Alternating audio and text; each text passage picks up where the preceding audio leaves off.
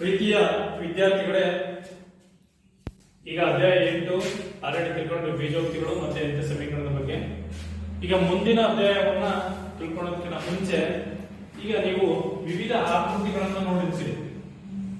ಒಂದು ಆಯತದ ಆಕೃತಿಯನ್ನ ಹೊಂದಿರುವಂತಹ ಒಂದು ಫಲ, ಅದರ ವಿಸ್ತೀರ್ಣವನ್ನು ನಾವು ಕಂಡುಹಿಡಿಯಬೇಕು. ಸರಿನಾ? ಅದರ ವಿಸ್ತೀರ್ಣ ಎಷ್ಟಿದೆ ಅಂತ ನಾವು ಕಂಡುಹಿಡಿಯಕ್ಕೆ. ಅದೇ ರೀತಿ ಒಂದು ಹೊಲವನ್ನು ತಗೊಂಡ್ರೆ, ಹೊಲ ಅಥವಾ ಜಮೀನು ಅಂತ ಕರೀತಿರಬೇಕು, ಅದರ ವಿಸ್ತೀರ್ಣವನ್ನು ನಾವು ಕಂಡುಹಿಡಿಯಕ್ಕೆ. ಅದೇ ರೀತಿ ಒಂದು ರಸ್ತೆಯ ವಿಸ್ತೀರ್ಣವನ್ನ, ಒಂದು ರಸ್ತೆ ಇದೆ, ಅದರ ವಿಸ್ತೀರ್ಣ ಎಷ್ಟು ಅಂತ ನಾವು ಕಂಡುಹಿಡಿಯಕ್ಕೆ. ಅದೆಲ್ಲ ವಿಸ್ತೀರ್ಣಗಳನ್ನ ಕಂಡುಹಿಡಿಯಲು ನಾವು ಬಳಸುವಂಥದ್ದು ಅಂದ್ರೆ ಅಂತ ಆಕೃತಿಗಳ ವಿಸ್ತೀರ್ಣಗಳನ್ನ ನಾವು ಕಂಡುಹಿಡಿಯಕ್ಕೆ ಬಳಸುವಂಥದ್ದು ಆ ವಿಸ್ತೀರ್ಣದ ಸೂತ್ರ ಆಗಿರ್ಬೋದು, ಸೂತ್ರವತ್ತೆ ಸೂತ್ರ ಆಗಿರ್ಬೋದು. ಆ ಚಾಪ್ಟರ್ ಬಗ್ಗೆ ನಾವು ಅಧ್ಯಯನ, ಯಾವ ಚಾಪ್ಟರ್ ಅಧ್ಯಯನ ಮಾಡ್ತೀವಿ, ಆ ಚಾಪ್ಟರ್ ಹೆಸರೇನು ಗೊತ್ತಿದೆ ನಿಮಗೆ? ಯಾವುದು? ಕ್ಷೇತ್ರಗಣಿತ. ಅಂದರೆ ಅಧ್ಯಯನ ಅಂದ್ರೆ ಕ್ಷೇತ್ರಗಣಿತ. ಸರಿನಾ? ಕ್ಷೇತ್ರಗಣಿತ.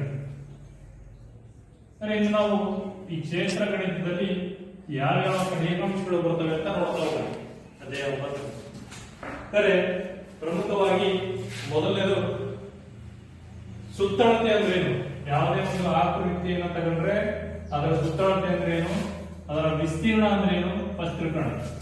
ಒಂದು ಆಕೃತಿ ವೃತ್ತ ಆಗಿರ್ಬೋದು, ಸರಿನಾ? ಒಂದು ಆಯತದ ಆಕೃತಿಯನ್ನು ತಗೊಂಡ್ರೆ ಇದರ ಸುತ್ತಳತೆ ಅಥವಾ ವಿಸ್ತೀರ್ಣವನ್ನು ಕಂಡುಹಿಡಿಯಕ್ಕೆ ಸೂತ್ರ ಆಲ್ರೆಡಿ ಹಿಂದಿನ ತರಗತಿಗಳಲ್ಲಿ ನಾವು ಕಲ್ತಿದ್ದೀವಿ. ಹಾಗಾದ್ರೆ ಸುತ್ತಳತೆ ಅಂದ್ರೆ ಸಮತಲದಿಂದ ಆವೃತ ಆಕೃತಿಯ ಗಡಿ ರೇಖೆಗಳ ಸುತ್ತಲಿನ ದೂರವನ್ನ, ಇದೇನು ಈಗೇನು ವೃತ್ತ ಇದೆಯಲ್ಲ, ಇದರ ಈ ಭಾಗವನ್ನ ಅಂದ್ರೆ ಇಲ್ಲಿಂದ ಇಲ್ಲಿವರೆಗೆ ಇರುವಂತಹ ದೂರವನ್ನ ನಾವು ಸುತ್ತಲಿನ ಗಡಿ ರೇಖೆಗಳ ಈ ದೂರವನ್ನ ನಾವು ಅದರ ಸುತ್ತಳತೆ ಅಂತ ಕರಿತೀವಿ. ಅದೇ ಇಲ್ಲಿ ಆಯ್ಕೆ ಬಂದ್ರೆ ಇದರ ಟೋಟಲ್ ಅಳತೆ, 4 ಭಾಗಗಳನ್ನ ಟೋಟಲ್ ಅಳತೆಯನ್ನು, ಅದರ ಟೋಟಲ್ ಅಳತೆಯನ್ನು ನಾವು ಸುತ್ತಳತೆ ಅಂತ ಕರಿತೀವಿ. ಸರಿನಾ? ಇದು ಟೋಟಲ್ ಅಳತೆ, ಅದರ ಏನು ಆಕೃತಿ ಇರುತ್ತಲ್ಲ ಅದರ ಟೋಟಲ್ ಅಳತೆಯನ್ನು ನಾವು ಸುತ್ತಳತೆ ಅಂತ ಕರಿತೀವಿ. ನೆಕ್ಸ್ಟ್ ಅದರ ವಿಸ್ತೀರ್ಣಕ್ಕೆ ಬಂದ್ರೆ ಇದು ಸುತ್ತಳತೆ ನೆಕ್ಸ್ಟ್ ಯಾವುದು? ವಿಸ್ತೀರ್ಣ. ವಿಸ್ತೀರ್ಣ ಅಂದ್ರೆ ಯಾವುದೇ ಒಂದು ಆಕೃತಿಯ ವಿಸ್ತೀರ್ಣವನ್ನು ಕಂಡುಹಿಡಿದು ಅದರ ಒಳಗಿನ ಪ್ರದೇಶವನ್ನು ನಾವು ಅದರ ವಿಸ್ತೀರ್ಣ ಅಂತ ಕರಿತೀವಿ. ಈಗ ಒಂದು ಆಕೃತಿ ಇದರ ವಿಸ್ತೀರ್ಣ ಅಂದ್ರೆ ಏನು? ಇದರ ಒಳಗಿನ ಪ್ರದೇಶ, ಏನು ಪ್ರದೇಶ ಇರುತ್ತಲ್ಲ ಇದರ ಒಳಗಿನ ಪ್ರದೇಶ, ಈ ವೃತ್ತದಲ್ಲಿ ಒಳಗಿನ ಪ್ರದೇಶವನ್ನು ನಾವು ಎಂತ ಕರಿತೀವಿ? ವಿಸ್ತೀರ್ಣ ಕರಿತೀವಿ. ಸುತ್ತಳತೆ ಅಂದ್ರೆ ಇದು ಹೊರಗಿನ ಅದೇನು ಬಾರ್ಡರ್ ಇರುತ್ತಲ್ಲ ಅದರ ಅಳತೆ. ವಿಸ್ತೀರ್ಣ ಅಂದ್ರೆ ಅದರ ಆಕೃತಿಯಿಂದ ಟೋಟಲ್ ಒಳಗಿನ ಪ್ರದೇಶವನ್ನು ನಾವು ವಿಸ್ತೀರ್ಣ ಅಂತ ಕರಿತೀವಿ. ಹಾಗಾದ್ರೆ ವಿವಿಧ ಆಕೃತಿಗಳ ವಿಸ್ತೀರ್ಣ, ವಿವಿಧ ಸಮತಲ ಆಕೃತಿಗಳ ವಿಸ್ತೀರ್ಣಗಳು ಮತ್ತು ಸುತ್ತಳತೆ ಕಂಡುಹಿಡಿಯುವ ಸೂತ್ರ ಆಲ್ರೆಡಿ ಹಿಂದಿನ ತರಗತಿಗಳಲ್ಲಿ ನಾವು ಕಲಿತಿದ್ದೀವಿ. ಹಾಗಾದ್ರೆ ಪ್ರತಿಯೊಂದು ಸಮತಲ ಆಕೃತಿಗಳ ವಿಸ್ತೀರ್ಣ ಕಂಡುಹಿಡಿಯುವ ಸೂತ್ರ. ಹಾಗಾದ್ರೆ ಮೊದಲನೇ ಸಮತಲ ಆಕೃತಿಯನ್ನು ಬರೀತಾ ಇದ್ದೀವಿ ಇಲ್ಲಿ. ಈ ಆಕೃತಿಯ ಹೆಸರೇನು ಅದನ್ನು ಬರೀಬೇಕು ಫಸ್ಟ್. ನೆಕ್ಸ್ಟ್ ಆ ಆಕೃತಿಗೆ ಸಂಬಂಧಪಟ್ಟಂತೆ ವಿಸ್ತೀರ್ಣದ ಸೂತ್ರ. ನೆಕ್ಸ್ಟ್ ಆ ಆಕೃತಿಗೆ ಸಂಬಂಧಪಟ್ಟಂತೆ ಸುತ್ತಳತೆ ಸೂತ್ರ ಬರೀಬೇಕು. ಒಂದು ವಿಸ್ತೀರ್ಣ ಸೂತ್ರ, ಇನ್ನೊಂದು ಯಾವುದು? ಸುತ್ತಳತೆ ಸೂತ್ರ. ಸರಿನಾ? ಹಾಗಾದ್ರೆ ಇದನ್ನ ಯಾರು ಕರಿತೀರಿ? ಇದನ್ನ ಏನಂತ ಕರಿತೀವಿ? ಫಸ್ಟ್ ಆ ಆಕೃತಿಯ ಹೆಸರು ಬರೀಬೇಕು, ಮತ್ತೆ ಅದರ ವಿಸ್ತೀರ್ಣ, ಮತ್ತೆ ಇದರ ನೋಡಿ ಇದರ ಭಾವವನ್ನ, ಇದನ್ನ ಎ ಅಂತ ತಗೋಣ, ಇದು ಬಿ ಅಂತ ಭಾವ. ಈ ಆಕೃತಿಯ ವಿಸ್ತೀರ್ಣ ಸೂತ್ರ ಬರೀಬೇಕು, ಮತ್ತೆ ಸುತ್ತಳತೆ ಸೂತ್ರ ಬರೀಬೇಕು. ಅದರ ಹೆಸರೇನು ಅಂತ ಫಸ್ಟ್ ಬರೀಬೇಕು. ಆಕೃತಿ ಏನಂತ ಕರಿತೀವಿ? ರಿಕ್ತ. ಆಯ್ತು ಬರೀ.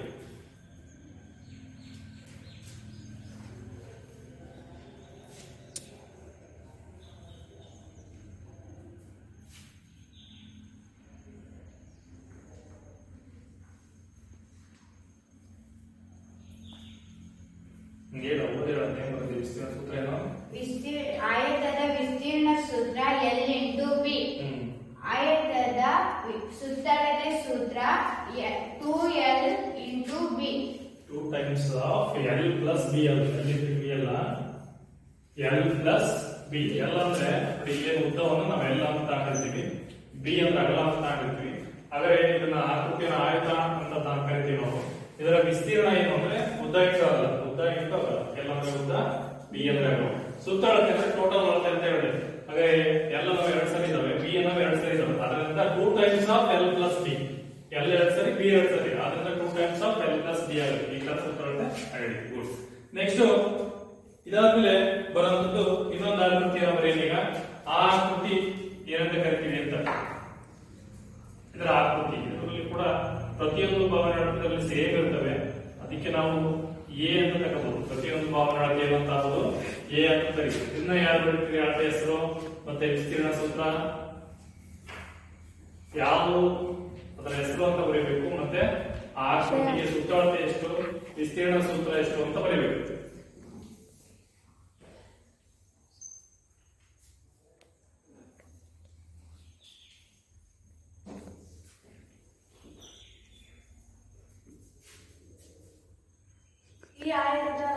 ಈ ಚಿತ್ರದ ಹೆಸರು ಚೌಕ. ವಿಸ್ತೀರ್ಣ a ಇಂಟು a, ಸುತ್ತಳತೆ 4a. ಸರಿನಾ? ಇದನ್ನು ನಾವು ಚೌಕ ಅಂತ ಕರಿತೀವಿ. ಚೌಕ ಅಥವಾ ವರ್ಗ.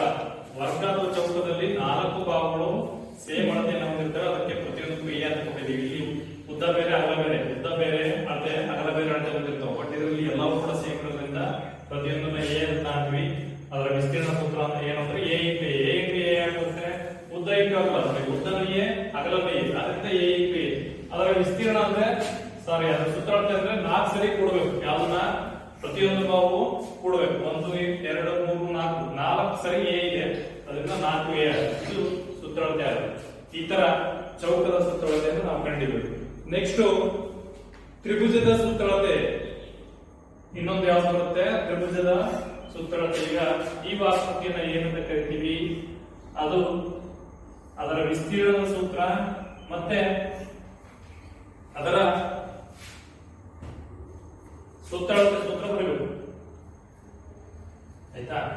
ಒಂದು ಭಾವನಾಳತೆ ಎ ಅಂತ ಕಾಣೋಣ, ಇನ್ನೊಂದು ಭಾವನಾಳತೆ ಬಿ ಅಂತ ಕಾಣೋಣ, ಇನ್ನೊಂದು ಸಿ ಅಂತ ಕಾಣೋಣ. ನೀನ್ ಹೇಳಮ್ಮ ಶ್ರೇಯ, ಈ ಆಕೃತಿಗೆ ಏನಂತ ಕರಿತೀವಮ್ಮ? ತ್ರಿಭುಜ. ತ್ರಿಭುಜದ ವಿಸ್ತೀರ್ಣದ ಸೂತ್ರ ಗೊತ್ತಾಯ್ತಾ? ತ್ರಿಭುಜದ ವಿಸ್ತೀರ್ಣದ ಸೂತ್ರ. ವಿಸ್ತೀರ್ಣದ ಸೂತ್ರ ಅದರ ಸುತ್ತಳತೆ ಬೇಕಾಗಿದೆ. ಹಾಗಾದ್ರೆ ವಿಸ್ತೀರ್ಣದ ಸೂತ್ರ ಏನಮ್ಮ? ಅರ್ಧ ಇಂಟು ಪಾದ ಇಂಟು ಎತ್ತರ. ಯಾವುದು? ಈ ತ್ರಿಭುಜದ ಈ ಆಕೃತಿಗೆ ನಾವು ಏನಂತ ಕರಿತೀವಿ ಅಂದ್ರೆ ತ್ರಿಭುಜ ಅಂತ ಕರಿತೀವಿ. ಏನಂತ ಕರಿತೀವಿ? ತ್ರಿಭುಜ. ಇದರ ವಿಸ್ತೀರ್ಣದ ಸೂತ್ರ ಯಾವುದೇ ಒಂದು ತ್ರಿಭುಜ ಕೊಟ್ಟರೆ ಅದರ ವಿಸ್ತೀರ್ಣ ಸೂತ್ರ ಏನು ಅಂದ್ರೆ ಅರ್ಧ ಇಂಟು ಪಾದ ಇಂಟು ಎತ್ತರ. B into H. ಬಿ ಅಂದ್ರೆ ಪಾದ, ಎತ್ತರ ಅಂದ್ರೆ ಏನು? ಎಚ್ ಅಂತ ತಗೊಂಡಿದ್ವಿ. ನೆಕ್ಸ್ಟ್ ಸುತ್ತಳತೆ. ಸುತ್ತಳತೆ ಅಂದ್ರೆ ಸೇಮ್ 3 ಭಾಗಗಳನ್ನ ಕೂಡೋದು. ಇದರಲ್ಲಿ ಯಾವ್ಯಾವ ಭಾಗಗಳನ್ನ ತಗೊಂಡಿದೀವಿ? ಒಂದು ಎ, ಒಂದು ಬಿ, ಒಂದು ಸಿ ತಗೊಂಡ್ರಿಂದ 3 ಕೂಡಿದ ಏನಾಗುತ್ತೆ? A plus B plus C. ಇದು ಸುತ್ತಳತೆ ಸೂತ್ರ. ಈಗ ಆಲ್ರೆಡಿ ನಾವು ಕಲ್ತಿರೋ ರಿವಿಷನ್ ಮಾಡಿದೀವಿ. ಈ ಚಾಪ್ಟರ್ ಅಲ್ಲಿ ನಮಗೆ ಇವೆಲ್ಲ ನೆಕ್ಸ್ಟ್ ಮುಂದಿನ ಅಳತೆ ಕಂಡಿಯಕ್ಕೆ ಇವೆಲ್ಲ ಅವಶ್ಯಕವಾಗಿ ಬೇಕು. ನಾವು ಈ ಚಾಪ್ಟರ್ ಅಲ್ಲಿ ಅಧ್ಯಯನ ಮಾಡೋದು ಬಹುಭುಜಾಕೃತಿಗಳ ವಿಸ್ತೀರ್ಣ ಅಂದ್ರೇನು ಮತ್ತೆ ವಿವಿಧ ಘನಾಕೃತಿಗಳ ವಿಸ್ತೀರ್ಣಗಳನ್ನ ತಿಳ್ಕೊಂತ ಹೋಗ್ತೀವಿ ಚಾಪ್ಟರ್. ಆದರೆ ಅವಕ್ಕೆಲ್ಲ ಬೇಕಾಗಿರೋ ಪ್ರಮುಖ ಅಂಶಗಳು ಇವನ್ನ ಹಿಂದಿನ ಕ್ಲಾಸ್ ಅಲ್ಲಿ ಕಲ್ತಿರೋದ್ರಿಂದ ಇವನ್ನ ರಿವಿಷನ್ ಮಾಡ್ಕೊಂಡು ನಾವು ಮುಂದಿನ ಹಂತಕ್ಕೆ ಹೋಗೋಣ. ನೆಕ್ಸ್ಟ್ ಇದಾದ್ಮೇಲೆ ಇನ್ನೊಂದು ಸಮಾಂತರ ಚತುರ್ಭುಜ. ಸರಿನಾ? ಇದೇ ರೀತಿ ಇನ್ನೊಂದು ಆಕೃತಿಯನ್ನು ನೋಡೋಣ. ಆ ಆಕೃತಿ ಏನು ಅಂದ್ರೆ ಸಮಾಂತರ ಚತುರ್ಭುಜ. ಅದರ ಆಕೃತಿ ಈ ರೀತಿ ಬರುತ್ತೆ. ಇದನ್ನ ಏನಂತ ಕರಿತೀವಿ? ಸಮಾಂತರ ಚತುರ್ಭುಜ ಅಂತ ಕರಿತೀವಿ. ಸಮಾಂತರ ಚತುರ್ಭುಜ. ಈಗ ಇದರ ವಿಸ್ತೀರ್ಣ ಮತ್ತೆ ಸೂತ್ರಕ್ಕೆ ಕಂಡಿರೋ ಸೂತ್ರ ಬೇಕು ನಮಗೆ. ಸಮಾಂತರ ಚತುರ್ಭುಜ. ಸಮಾಂತರ ಚತುರ್ಭುಜ ಅಂದ್ರೆ ನಮಗೆ ಅಭಿಮುಖ ಭಾಗಗಳು ಸಮಾಂತರವಾಗಿರ್ತವೆ ಅಂತ ಗೊತ್ತಿದೆ. ಆದರೆ ಇದರಲ್ಲಿ ಒಂದು ಭಾವವನ್ನ ಎ ಅಂತ ತಗೋಣ, ಇನ್ನೊಂದು ಭಾವವನ್ನ ಬಿ ಅಂತ ತಗೋಣ, ಎತ್ತರವನ್ನ ಎಚ್ ಅಂತ ತಗೋಣ. ಇದರ ವಿಸ್ತೀರ್ಣದ ಸೂತ್ರ ಏನು ಅಂತ ಬರುತ್ತೆ ಅಂದ್ರೆ ಬಿ ಇಂಟು ಎಚ್. ಏನ್ ಬಿ ಇಂಟು ಎಚ್ ಅಂದ್ರೆ ಪಾದ ಇಂಟು ಎತ್ತರ. ಸಮಾಂತರ ಚತುರ್ಭುಜದ ವಿಸ್ತೀರ್ಣದ ಸೂತ್ರ ಏನು ಅಂದ್ರೆ ಪಾದ ಇಂಟು ಎತ್ತರ. ಅದರ ಸುತ್ತಳತೆ ಏನು ಅಂದ್ರೆ ಸೇಮ್ ಅಭಿಮುಖ ಭಾಗಗಳು ಸಮ ಇರುತ್ತವೆ. ಬಿ ಇದ್ರೆ ಇದು ಬಿ, ಇಲ್ಲಿ ಎ ಇದ್ರೆ ಇದು ಎ ಇರ್ತದೆ. ಅದರಿಂದ ಸುತ್ತಳತೆ ಏನಾಗುತ್ತೆ? 2 times of B plus A ಅಥವಾ A plus B. 2 times of A plus B. ಇದು ಅದರ ಏನು? ಸೂತ್ರಾಳತೆ ಸೂತ್ರ. ನೆಕ್ಸ್ಟ್ ಇನ್ನೊಂದು ಆಕೃತಿ ವೃತ್ತ. ಈಗ ಆಲ್ರೆಡಿ ನಿಮಗೆ ಗೊತ್ತಿದೆ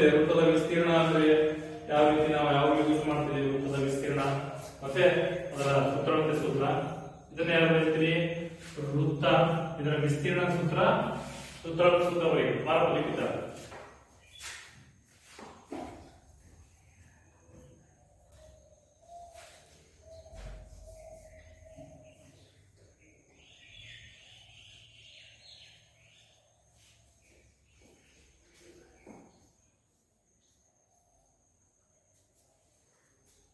ವೃತ್ತದ ವಿಸ್ತೀರ್ಣ πr², ವೃತ್ತದ ಸುತ್ತಳತೆ πr 2πr. ಕಂಡಿದೆಯಾ? ವೃತ್ತದ ವಿಸ್ತೀರ್ಣದ ಸೂತ್ರ ಏನು ಅಂದ್ರೆ πr². ವೃತ್ತದ ಸುತ್ತಳತೆ ಸೂತ್ರ ಏನು ಅಂದ್ರೆ 2πr. ಏನು ಆರ್ ಅಂದ್ರೆ ಏನಲ್ಲಿ ತ್ರಿಜ್ಯ. ಒಂದು ವೃತ್ತವನ್ನು ತಗೊಂಡಾಗ ಅದರ ತ್ರಿಜ್ಯವನ್ನು ನಾವು ಯಾವ್ದ್ರಿಂದ ಸೂಚನೆ ಮಾಡ್ತೀವಿ ಅಂದ್ರೆ ಯಾವ್ದ್ರಿಂದ ಸೂಚನೆ ಮಾಡ್ತೀವಿ? ಆರ್ ಇಂದ ಸೂಚನೆ ಮಾಡಿರ್ತೀವಿ. ಆದ್ರಿಂದ ವೃತ್ತದ ವಿಸ್ತೀರ್ಣ ಸೂತ್ರ πr² ಆದ್ರೆ ವೃತ್ತದ ಸುತ್ತಳತೆ ಸೂತ್ರ ಯಾವಾಗುತ್ತೆ? 2πr ಆಗಿರುತ್ತದೆ. ಈಗ ನೆಕ್ಸ್ಟ್ ಇದೇ ರೀತಿ ಇನ್ನೊಂದು ಆಕೃತಿಯನ್ನು ತಗೋಣ.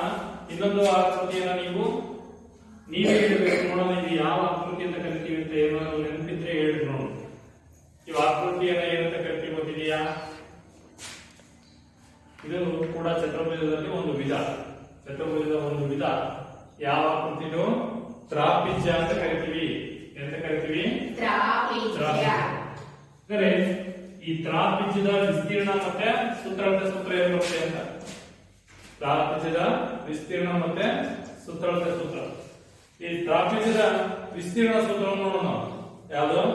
ವಿಸ್ತೀರ್ಣ ಸೂತ್ರ ಅರ್ಧ ಇಂಟು ಎತ್ತರ ಇಂಟು ಎರಡು ಸಮಬಾಹುಗಳ ಉದ್ದ. ಅರ್ಧ into h into a plus b. ಇದರ ವಿಸ್ತೀರ್ಣ ಸೂತ್ರ ಮಾತ್ರ ಕೊಟ್ಟಿದ್ದಾನೆ. ಸೂತ್ರ ಅಲ್ಲೇನೇ ಭಾವಗಳನ್ನು ಕೊಟ್ಟಿದ್ದಾನೆ ಅವನ್ನೆಲ್ಲ ಕೂಡಿದ್ರೆ ಮುಗಿತು. ನೆಕ್ಸ್ಟ್ ಇದಾದ್ಮೇಲೆ ಸಾಮಾನ್ಯ ಚತುರ್ಭುಜ. ಈಗ ಒಂದು ಸಾಮಾನ್ಯ ಚತುರ್ಭುಜ ವಿಸ್ತೀರ್ಣ ಇದೆ. ತ್ರಾಪಿಜ್ಯಕ್ಕೆ ಸಂಬಂಧಪಟ್ಟಂತೆ ವಿಸ್ತೀರ್ಣ ಸೂತ್ರ ಅಂದ್ರೆ ಅರ್ಧ ಇಂಟು ಎತ್ತರ into a plus b. a plus b ಅಂದ್ರೆ ಏನು? ಸಮಾಂತರ ಬಾಹುಗಳು. ಯಾವ ಸಮಾಂತರ ಬಾಹುಗಳು? ನೋಡಿ, ಒಂದು a, ಇದು b, ಎರಡು ಸಮಾಂತರ ಬಾಹುಗಳು. ಎತ್ತರ ಎಲ್ಲ ಬರುತ್ತೆ, ಇದು ಬರುತ್ತೆ. ಈ ತರ ಆ ಸೂತ್ರಕ್ಕೆ half into h into a plus b ಆಗಿರುತ್ತದೆ ಅಂತ. ಇದು ತ್ರಾಪಿಜ್ಯದ ವಿಸ್ತೀರ್ಣ ಸೂತ್ರ ಆಯ್ತು. ನೆಕ್ಸ್ಟ್ ಇನ್ನೊಂದು ಸಾಮಾನ್ಯ ಚತುರ್ಭುಜವನ್ನು ತಗೋಣ. ಸಾಮಾನ್ಯ ಚತುರ್ಭುಜದ ವಿಸ್ತೀರ್ಣ ಸೂತ್ರ ತಗೋಣ. ಈಗ ಸಾಮಾನ್ಯ ಚತುರ್ಭುಜಕ್ಕೆ ಸಂಬಂಧಪಟ್ಟಂತೆ ವಿಸ್ತೀರ್ಣ ಏನು ಬರ್ತದೆ? ಸಾಮಾನ್ಯ ಚತುರ್ಭುಜ ಯಾವ್ದಾರು ತಗೋಬಹುದು. ಒಂದು ಚತುರ್ಭುಜ ಈ ತರ ಆಯ್ತಲ್ಲ, ಇದು ಒಂದು ಸಾಮಾನ್ಯ ಚತುರ್ಭುಜ. ಅಳತೆ ವ್ಯತ್ಯಾಸ ಆಗಿರ್ತದೆ ಅಂತ ತಿಳ್ಕೊಳ್ಳೋಣ. ಆ ಚತುರ್ಭುಜದ ವಿಸ್ತೀರ್ಣವನ್ನು ಕಂಡಕ್ಕೆ ಸೂತ್ರ ಏನು? ಸಾಮಾನ್ಯ ಚತುರ್ಭುಜದ ವಿಸ್ತೀರ್ಣ ಸೂತ್ರ ಅರ್ಧ ಇಂಟು ಸಾಮಾನ್ಯ ಚತುರ್ಭುಜ ಅಥವಾ ಚತುರ್ಭುಜ. ಅರ್ಧ ಇಂಟು ಇದು ಸಾಮಾನ್ಯ ಚತುರ್ಭುಜದ ವಿಸ್ತೀರ್ಣ. ಅರ್ಧ into d into h1 plus h2. d into h1 plus h2. ಏನು d ಅಂದ್ರೆ? d ಅಂದ್ರೆ ಇದರಲ್ಲಿ ಕರ್ಣ ಅಂತ. ಒಂದು ಸಮಾಂತರ ಚತುರ್ಭುಜದಲ್ಲಿ ಕರ್ಣವನ್ನು ಹೇಳ್ತೀವಿ. ಇಲ್ಲಿಂದ ಇಲ್ಲಿಗೆ ಎಳೆಯುವಂಥದ್ದು ಕರ್ಣ.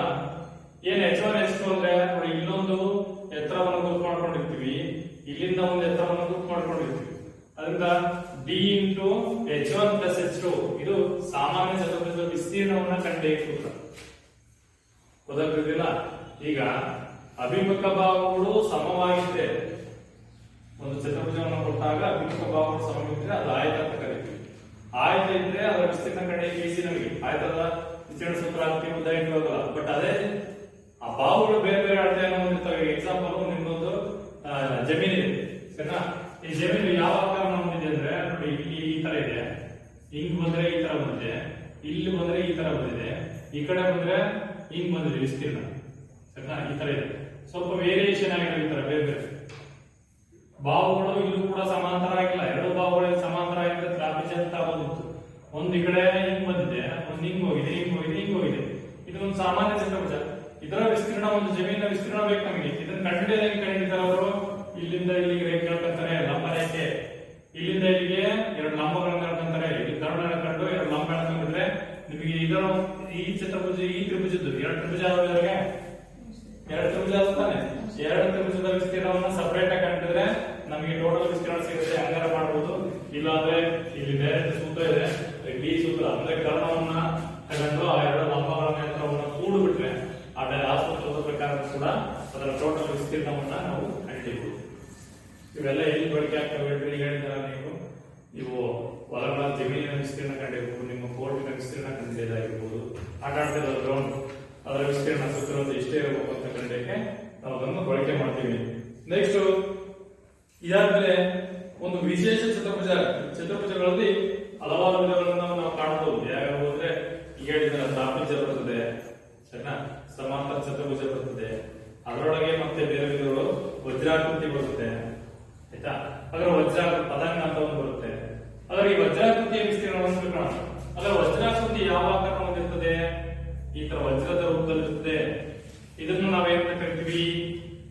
ವಜ್ರಾಕೃತಿ. ಇದರ ವಿಸ್ತೀರ್ಣ ಯಾವ ರೀತಿ ಕಂಡಿಡಿಯೋದು ಅಂತ ಹೇಳಿ, ವಜ್ರಾಕೃತಿಯ ವಿಸ್ತೀರ್ಣ ಯಾವ ರೀತಿ ಕಂಡಿಡಿಯೋದು ಅಂದ್ರೆ half into d1 into d2, half d1 d2, half into d1 into d2.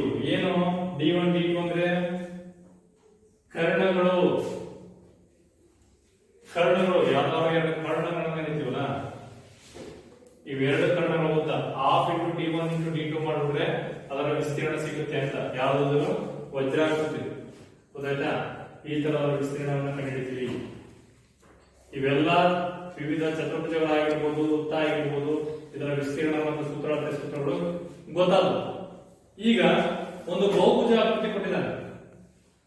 ಯಾವುದು ಬಹುಭುಜಾಕೃತಿ ಅಂದ್ರೆ 4 ಹೆಚ್ಚು ಬಾಹುಗಳನ್ನ ಹೊಂದಿರುವಂತ ಒಂದು ಆಕೃತಿ. ಈಗ ಎಕ್ಸಾಂಪಲ್ ಪಂಚಭುಜಾಕೃತಿ ಅಂತ ಕೊಟ್ಟು, ಈಗ ಈ ಪಂಚಭುಜಾಕೃತಿ ವಿಸ್ತೀರ್ಣ ನೀವು ಕಂಡುಹಿಡಿಯಬೇಕು. ಇದರ ವಿಸ್ತೀರ್ಣವನ್ನು ಯಾವ ರೀತಿ ಕಂಡುಹಿಡಿತೀಯಾ?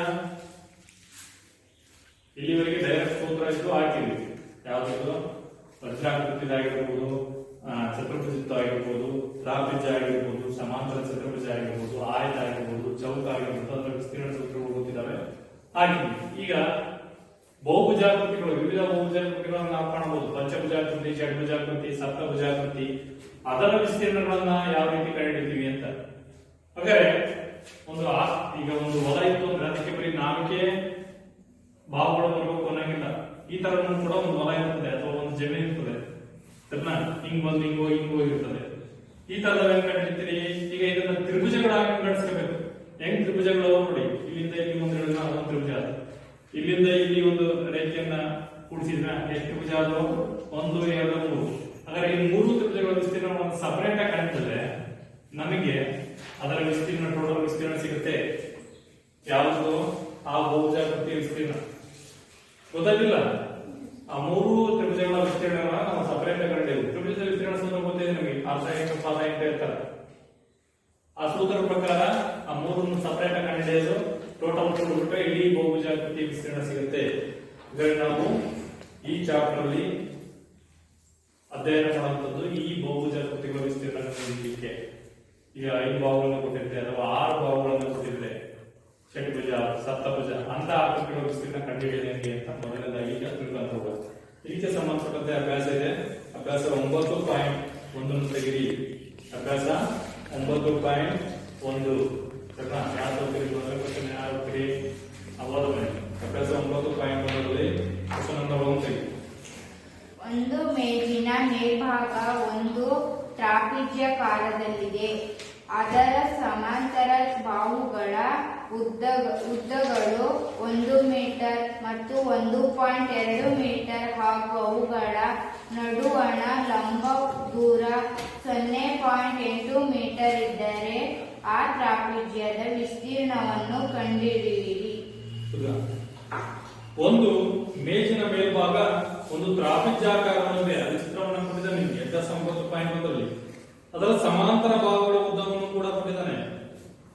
ಒಂದು ತ್ರಾಪಿಜ್ಯದಲ್ಲಿ ಒಂದು ಸಮಾಂತರ ಭಾಗಗಳು ಇರ್ತವೆ, ಅದರ ಉದ್ದ ಕೊಟ್ಟಿದ್ದಾನೆ. ಆಗ ಅವುಗಳ ನಡುವಣ ಲಂಬ ದೂರ ಅಂದ್ರೆ ಎತ್ತರವನ್ನು ಕೊಟ್ಟಿದ್ದಾನೆ.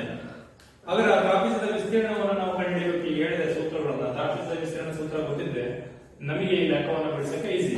ಹಾಗಾದ್ರೆ ಆ ಚಿತ್ರವನ್ನ ಬರ್ಕೊಂಡು ಆ ಚಿತ್ರದ ಪ್ರಕಾರ ವಿಸ್ತೀರ್ಣವನ್ನು ಕಂಡುಹಿಡಿತಾ ಹೋಗೋಣ. ಕೊಟ್ಟಿರುವಂತ ಮೇಜಿನ ಮೇಲ್ಭಾಗದ ವಿಸ್ತೀರ್ಣ ತ್ರಾಪಿಜ್ಯಾಕಾರದಲ್ಲಿ ಇದೆಯಲ್ಲ, ಅದರ ವಿಸ್ತೀರ್ಣವನ್ನ ನಾವು ಕಂಡುಹಿಡಿತಾ ಹೋಗೋಣ. ಯಾವ ರೀತಿ ಕಂಡುಹಿಡಿಯೋದು?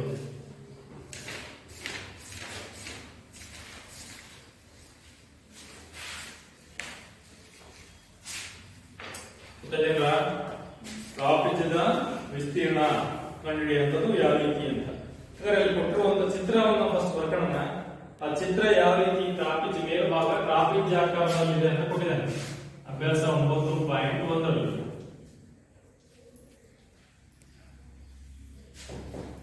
Question number 1. ಚಿತ್ರ ಮೇಲ್ಭಾಗ ಟ್ರಾಪಿಜ್ ಆಕಾರ, ಈ ತರ ಟೇಬಲ್ ಮೇಲ್ಭಾಗ ಟ್ರಾಪಿಜ್ ಆಕಾರ ಹೊಂದಿದೆ ಅಂತ ಕೊಟ್ಟಿದ್ದಾನೆ. ಆದರೆ ಅದರ ಬಾಹುಗಳ ಅಳತೆಯನ್ನು ಕೊಟ್ಟಿದ್ದಾನೆ. ಒಂದು 1 ಮೀಟರ್ ಇದೆ, ಇನ್ನೊಂದು 1.2 ಮೀಟರ್ ಇದೆ. ಇದು 1.2 ಮೀಟರ್. ಇಲ್ಲಿಂದ ಇಲ್ಲಿಗೆ ಲಂಬ ಎತ್ತರವನ್ನು ಕೊಟ್ಟಿದ್ದಾನೆ. ಅದೆಷ್ಟಿದೆ ಅಂದ್ರೆ 0.8 ಮೀಟರ್ ಅಲ್ವಾ? ಎಷ್ಟು ಕೊಟ್ಟಿದ್ದಾನೆ? 0.8 ಮೀಟರ್ ತಾನೆ. ಈಗ ನಾವು ಕಂಡುಬೇಕಾದ್ದೇನು? ಅದರ ಟ್ರಾಪಿಜ್ದ ವಿಸ್ತೀರ್ಣ, ಅದರ ಮೇಲ್ಭಾಗದ ವಿಸ್ತೀರ್ಣವನ್ನು ನಾವು ಕಂಡುಹಿಡಿಯಬೇಕು. ಸೂತ್ರ ಗೊತ್ತಿದೆ ನಮಗೆ. ಟ್ರಾಪಿಜ್ದ ಸೂತ್ರ ಏನು ನೋಡಬೇಕು? ಟ್ರಾಪಿಜ್ದ ವಿಸ್ತೀರ್ಣ ಕಂಡುಹಿಡಿಯುವ ಸೂತ್ರ ಟ್ರಾಪಿಜ್ದ ವಿಸ್ತೀರ್ಣ is equal to ಟ್ರಾಪಿಜ್ದ ವಿಸ್ತೀರ್ಣ is equal to half into h into a plus b. ಏನು half into h into a plus b ಅಂದ್ರೆ? half ಅಂದ್ರೆ ಏನು? ಅಲ್ಲಿ ಸೂತ್ರದಲ್ಲಿ ಏನಿದೆಯೋ ಅರ್ಧ, h ಅಂದ್ರೆ ಎತ್ತರ, a plus b ಅಂದ್ರೆ ಅಲ್ಲಿ a b ಅನ್ನೋವು ಸಮಾಂತರ ಬಾಹುಗಳು. ಅಂದ್ರೆ h ಗೊತ್ತಿದೆ 0.8 ಮೀಟರ್. a ಅಂದ್ರೆ ಯಾವ್ದೋ ಒಂದು a ತಗೊಂಡ್ರೆ ಇದು a, ಇದು b ಆಗಿರ್ತದೆ. ಹಾಗಾದ್ರೆ a 1 ಮೀಟರ್, b ಅಂದ್ರೆ 1.2 ಮೀಟರ್. ಆ ಬೆಲೆಗಳನ್ನು ಇದರಲ್ಲಿ ಹಾಕ್ತಾ ಬರುತ್ತೆ. half into h ಅಂದ್ರೆ ಎಷ್ಟು? 0.8 into a plus b ಅಂದ್ರೆ 1 plus 1.2, b ಅಂದ್ರೆ 1.2. ಕೂಡಿದ್ರೆ ನೋಡಿ 0.8, ಒಂದಕ್ಕೆ 1.2 ಕೂಡಿದ್ರೆ 2.2. ಎರಡರಿಂದ ಡಿವೈಡ್ ಮಾಡಿದ್ರೆ ಎಷ್ಟಾಗುತ್ತೆ? 1/2 into 0.8 into 2.2. ಎರಡರಿಂದ ಡಿವೈಡ್ ಮಾಡಿದ್ರೆ 1.1 ಆಗುತ್ತೆ. ಎರಡರಿಂದ ಡಿವೈಡ್ ಮಾಡಿದ್ರೆ ಉಳಿಯುವಂತದ್ದು 0.8 into 1.1. ಇವೆರಡನ್ನು ಗುಣಾಕಾರ ಮಾಡಬೇಕು. 0.8 into 1.1 ಗುಣಾಕಾರ ಮಾಡಿದ್ರೆ ನಮಗೆ ಎಷ್ಟು ಬರುತ್ತೆ ಆನ್ಸರ್? 0.88 ಬರುತ್ತೆ. ಇದು ಮೀಟರ್ ಸ್ಕ್ವೇರ್. 0.88 metre square. ಇದು ಯಾವ್ದರ ವಿಸ್ತೀರ್ಣ? ಮೀಟರ್ ಸ್ಕ್ವೇರ್ ಅಥವಾ ಚದರ ಮೀಟರ್ ಅಂತ ಕರೀತೀವಿ. ಈ ಮೇಲ್ಭಾಗದಲ್ಲಿರುವಂತಹ ಮೇಜಿನ ವಿಸ್ತೀರ್ಣ ಎಷ್ಟು ಬಂತು? 0.88 ಮೀಟರ್. ಇದೆಯಲ್ಲ, ಗೊತ್ತಿಲ್ಲ? ಈ ತರ ನಾವು ಯಾವುದೇ ಆಕೃತಿಯ ವಿಸ್ತೀರ್ಣವನ್ನು ಕಂಡುಹಿಡಿಯಲು ನಮಗೆ ಸಮತಲ ಆಕೃತಿಗಳ ವಿಸ್ತೀರ್ಣ ಗೊತ್ತಿರಬೇಕು. ಸೂತ್ರ, ಆ ಸೂತ್ರ ಗೊತ್ತಿದ್ರೆ ಅದನ್ನ ನಾವು ಎಲ್ಲಿ ಬೇಕಾದ್ರೂ ಬಳಕೆ ಮಾಡಬಹುದು. ಸರಿ, ಈಗ ಒಂದು ಡೆಸ್ಕ್ ಇದೆ. ಈ ಡೆಸ್ಕ್ ವಿಸ್ತೀರ್ಣ ನಾವು ಕಂಡುಹಿಡಿಯಬಹುದು. ಇದರ ಮೇಲ್ಭಾಗದ ವಿಸ್ತೀರ್ಣ ಇಲ್ಲಿ ಇದೆಯಲ್ಲ, ಇದೆ. ಸರಿನಾ? ಅದು ಯಾವ ಆಕಾರ ಹೊಂದಿದೆ? ಆಯತ ಆಕಾರ ಹೊಂದಿರ್ತದೆ, ಕೆಲವೊಂದು ಚೌಕ ಹೊಂದಿರ್ತದೆ. ನೀವು ಕುತ್ಕೊಂಡಿರೋ ಡೆಸ್ಕ್ ಯಾವ ಆಕಾರ ಹೊಂದಿದೆ? ಆಯತ ಆಕಾರ ಹೊಂದಿದೆ. ಅದರ ವಿಸ್ತೀರ್ಣ ಕಂಡುಹಿಡಿಯಬಹುದು ನಾವು. ಮೇಲ್ಭಾಗದ ವಿಸ್ತೀರ್ಣ ನಾವು ಆಯತದ ವಿಸ್ತೀರ್ಣ ಸೂತ್ರ ಗೊತ್ತಿರಬೇಕು. ಉದ್ದ ಯಾವುದು? ಉದ್ದ ಇಂಟು ಅಗಲ. ಸರಿನಾ? ಅದರ ಸೂತ್ರವನ್ನು ಬಳಕೆ ಮಾಡಬಹುದು. ನೆಕ್ಸ್ಟ್ ಕ್ವಶನ್ ನಂಬರ್ 1 ಆದ್ಮೇಲೆ ಕ್ವಶನ್ ನಂಬರ್ 2 ಬರೋಣ. ಸರಿನಾ? ಯಾರು ಅಂತಾರೆ ಕ್ವಶನ್ ನಂಬರ್ 2? ಅವರು ಒಂದು ಟ್ರಾಪಿಜ್ ಚದರ ವಿಸ್ತೀರ್ಣ 34 ಚದರ ಸೆಂಟಿಮೀಟರ್ ಮತ್ತು ಅದರ ಸಮಾಂತರ ಬಾಹುಗಳಲ್ಲಿ ಒಂದರ ಉದ್ದ 10 ಸೆಂಟಿಮೀಟರ್ ಹಾಗೂ ಅದರ ಎತ್ತರ 4 ಸೆಂಟಿಮೀಟರ್. ಹಾಗಾದರೆ ಅದರ ಎರಡನೇ ಸಮಾಂತರ ಬಾಹುವಿನ ಉದ್ದ ಕಂಡುಹಿಡಿಯಿರಿ. ಒಂದು ಟ್ರಾಪಿಜ್ದ ವಿಸ್ತೀರ್ಣ 34 ಚದರ ಸೆಂಟಿಮೀಟರ್. ಎಷ್ಟು? 34 ಸೆಂಟಿಮೀಟರ್. ಮತ್ತು ಅದರ ಸಮಾಂತರ ಬಾಹುಗಳಲ್ಲಿ ಒಂದರ ಉದ್ದ 10 ಸೆಂಟಿಮೀಟರ್ ಹಾಗೂ ಅದರ ಎತ್ತರ 4 ಸೆಂಟಿಮೀಟರ್. ಹಾಗಾದರೆ ಅದರ ಎರಡನೇ ಬಾಹುವಿನ ಸಮಾಂತರ ಬಾಹುವಿನ ಉದ್ದವನ್ನು ಕಂಡುಹಿಡಿಯಿರಿ. ಸೇಮ್ ಇದೆ ಸೂತ್ರ. ಅದರಲ್ಲಿ ಏನ್ ಮಾಡಿದ್ದಾನೆ? ಟ್ರಾಪಿಜ್ದ ವಿಸ್ತೀರ್ಣ ಅವನೇ ಕೊಟ್ಟಿದ್ದಾನೆ. ಸಮಾಂತರ ಬಾಹುಗಳಲ್ಲಿ ಒಂದು ಉದ್ದ ಕೊಟ್ಟಿದ್ದಾನೆ ಮತ್ತೆ ಎತ್ತರ ಕೊಟ್ಟಿದ್ದಾನೆ. ನಾವು ಇನ್ನೊಂದು ಉದ್ದ ಕಂಡುಹಿಡಿಯಬೇಕು. ಇಲ್ಲಿ ಏನ್ ಸೂತ್ರದಲ್ಲಿ ಏನ್ ಕಂಡುಹಿಡಿಯಬೇಕು ಅಂದ್ರೆ ಎತ್ತರ ಅವನೇ ಕೊಟ್ಟಿದ್ದಾನೆ, ಒಂದು ಉದ್ದ ಕೊಟ್ಟಿರ್ತಾನೆ, ಇನ್ನೊಂದು ಉದ್ದ ಕಂಡುಹಿಡಿಯಬೇಕು, ಬಿ ಕಂಡುಹಿಡಿಯಬೇಕು. ಟ್ರಾಪಿಜ್ದ ವಿಸ್ತೀರ್ಣ ಎಡಭಾಗದ ವಿಸ್ತೀರ್ಣ ಅವನೇ ಕೊಟ್ಟಿದ್ದಾನೆ. ಸೇಮ್ ಸೂತ್ರ. ನಾವಿಲ್ಲಿ ಕಂಡುಹಿಡಿಯಬೇಕಾದ್ರೆ ನಾವು ಇದರಲ್ಲಿ ವಿಸ್ತೀರ್ಣ ಕಂಡುಹಿಡಿಯುವ. ಇದರಲ್ಲಿ ನೆಕ್ಸ್ಟ್ ಎರಡನೇ ಲೆಕ್ಕದಲ್ಲಿ ಬಿ ಬೆಲೆ ಕಂಡುಹಿಡಿಯಬೇಕು. ಸಮಾಂತರ ಬಾಹುವಿನ ಉದ್ದ ಏನಿರುತ್ತೆ ಇನ್ನೊಂದು, ಅದರ ಉದ್ದವನ್ನು ಕಂಡುಹಿಡಿಯಬೇಕು. ಸೇಮ್ ಸೂತ್ರವನ್ನು ಹಾಕೋಣ. ಸೂತ್ರವನ್ನು ಹಾಕಿ ಅದೇ ಬೆಲೆಗಳನ್ನು ಕೊಟ್ಟಿದ್ದಾರೆ, ಹಾಕಿ ತಗೊಳ್ಳಿ. ಸರಿನಾ? ಹಾಗಾದ್ರೆ ಏನೇನು ವಿಸ್ತೀರ್ಣ ಟ್ರಾಪಿಜ್ದ ವಿಸ್ತೀರ್ಣ ಅವನೇ ಕೊಟ್ಟುಕೊಡ್ತಾನೆ. ಎಷ್ಟು ಕೊಡೋದಪ್ಪ? 34 ಚದರ ಸೆಂಟಿಮೀಟರ್ ಕೊಟ್ಟಿದ್ದಾನೆ. 34 ಚದರ ಸೆಂಟಿಮೀಟರ್ 1/2 ಇಂಟು ಎತ್ತರ ಕೊಟ್ಟಿದ್ದಾನ. ಕೊಡೋದಾನೆ ಎಷ್ಟು ಕೊಡ್ತಾನೆ? 4 ಸೆಂಟಿಮೀಟರ್. 4 ಸೆಂಟಿಮೀಟರ್ ಬೆಲೆ ಕೊಟ್ಟಿದ್ದಾನೆ ಒಂದು ಸಮಾಂತರ ಭಾಗ ಉದ್ದ 10 ಸೆಂಟಿಮೀಟರ್. 10. ಬಿ ಬೆಲೆ ಕೊಟ್ಟಿಲ್ಲ, ಅದನ್ನ ಹಾಗೆ ಬರ್ಕೊಡ್ರಿ ಅಲ್ವಾ. ಬಿ ಬೆಲೆ ಕೊಡೋದನ್ನ ಕೊಟ್ಟಿಲ್ಲ, ಅದನ್ನ ಹಾಗೆ ಬರ್ಕೊಳ್ಳೋಣ. ಈಗ ನಾವು ಬಿ ಬೆಲೆ ಕಂಡಿಬೇಕು. ಈಗ ಇಲ್ಲಿ ನೋಡಿ, 2 ರಿಂದ 2 2 4 34 2 × 10 + b ಆಯ್ತು. ಈ ಎರಡನ್ನ ಕ್ರಾಸ್ ಮಲ್ಟಿಪ್ಲಿಕೇಶನ್ ಮಾಡಿದ್ರೆ 34/2 ಆಗುತ್ತೆ. ಈ ಕಡೆ 10 + b ಉಳಿತು. 34 ನ 2 ರಿಂದ ಡಿವೈಡ್ ಮಾಡಿದ್ರೆ ಎಷ್ಟು ಬರುತ್ತೆ? 17 is equal to 10 + b. therefore b is equal to 17 - 10. 17 ರ ಹೋದ್ರೆ ಎಷ್ಟು? 7 ಸೆಂಟಿಮೀಟರ್. ಹಾಗಾದ್ರೆ b ಬೆಲೆ ಎಷ್ಟು ಬರುತ್ತೆ? 7 ಸೆಂಟಿಮೀಟರ್. ಇನ್ನೊಂದು ಸಮಾಂತರ ಭಾಗದ ಉದ್ದ ಎಷ್ಟು ಬರುತ್ತೆ ಅಂದ್ರೆ 7 ಸೆಂಟಿಮೀಟರ್ ಬರುತ್ತೆ ಅಂತ ಗೊತ್ತಾಯ್ತಿಲ್ಲ? ಈ ತರ ನಾವು ವಿವಿಧ ಘನಾಕೃತಿಗಳ ವಿಸ್ತೀರ್ಣವನ್ನು ನಾವು ಕಂಡುಹಿಡಿತಾ ಹೋಗ್ತೀವಿ. ಸರಿನಾ? ನೆಕ್ಸ್ಟ್ ಕ್ವಶನ್ ನಂಬರ್ 3 ಓದಿ. ಯಾರ್ಯಾರು? ಶ್ರೇಯಾ. Question number 3.